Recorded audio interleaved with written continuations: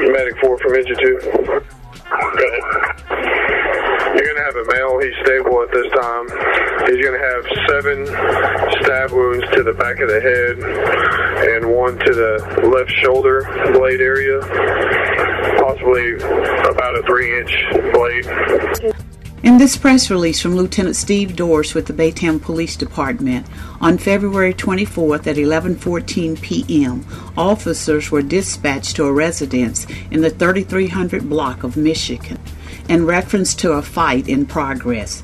Upon arrival, officers contacted the complainant, who advised she had been assaulted earlier in the evening by her ex-boyfriend, identified as Caleb Leopold of Baytown.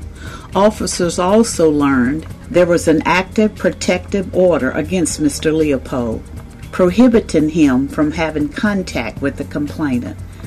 The complainant advised she had a friend, identified as Jose Garcia of Baytown, to stay at her residence with her, as she was concerned Mr. Leopold may return. At some point, the complainant spoke with Mr. Leopold and allowed him to stop by the residence to pick up some of his belongings. When he arrived, the complainant met him outside, where he assaulted her again.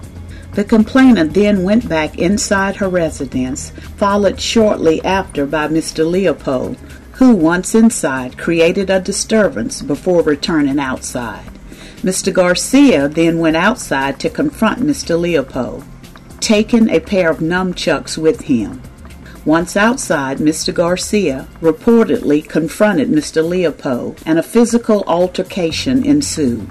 During that altercation, Mr. Garcia allegedly struck Mr. Leopold with the nunchucks, which prompted Mr. Leopold to produce a knife and stab and cut Mr. Garcia several times in the back of the head, the arm, and his hand. Mr. Garcia was subsequently flown to a Houston area hospital to be treated for his injuries. Officers contacted the Harris County District Attorney's Office and advised them of the facts of the case, at which time charges were accepted on Mr. Leopold for assault, family violence, as well as violation of a protective order. It was also determined the charges would be accepted on Mr. Garcia for aggravated assault for his assault on Mr. Leopold. Mr. Leopold was transported to the Baytown jail, where he was booked on the aforementioned charges, while a warrant will be filed for Mr. Garcia's arrest once he is released from the hospital.